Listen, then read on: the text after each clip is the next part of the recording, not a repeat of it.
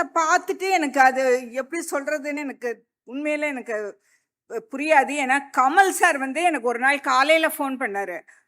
Phone பண்ணிட்டு, "அம்மா ராதிகாக்கு என்ன உடம்புக்கு?" அப்படின்னு கேட்டாரு. அப்போ அவங்க டெங்கு ஃபீவர் அவங்களுக்கு. "ஒன்றும் இல்லை சார், இப்போ சரியாயிடுச்சு, வீட்டுக்கு வந்துருவாங்க." நான் ட்ரெய்லர் பார்த்தேன். என்னம்மா நடிச்சிருக்குமா அந்த பொண்ணு, எனக்கு சொல்ல முடியல அப்படின்னாரு. அதாவது வந்து நான்லாம் வந்து கமல் சார் வந்து ஒரு நடிப்பு கடவுளா பார்க்குறேன் நான். அவர் வாயால அது சொல்றது போது எனக்கு வந்து அவ்வளோ சந்தோஷமா இருந்தது. சார் ஒரு நிமிஷம் சார், நான் ராதிகா சொல்லிட்டு வந்துடுறேன், சீக்கிரம் வெளியில வந்துருவாங்க சார், இதை நான் சொன்னேன்னு சொல்லிட்டு நான் ஃபோன் பண்ணி சொன்னேன். She also so happy. இப்போ 4 நாளைக்கு முன்னாடி ஃபோன் பண்ணாரு. நான் படம் பார்த்தேன். ஐயோ என்னப்பா எப்படி நடிச்சிருக்கு, அப்படியே ஆத்மார்த்தமா சொன்னாரு. "நீ படம் பார்த்துட்டு எனக்கு ஃபோன் பண்ணி நீ சொல்லுவ பாரு, நீ சொல்லுவ" அப்படின்னு சொன்னாரு. அவ்வளோ ஒரு சந்தோஷமா இருந்தது.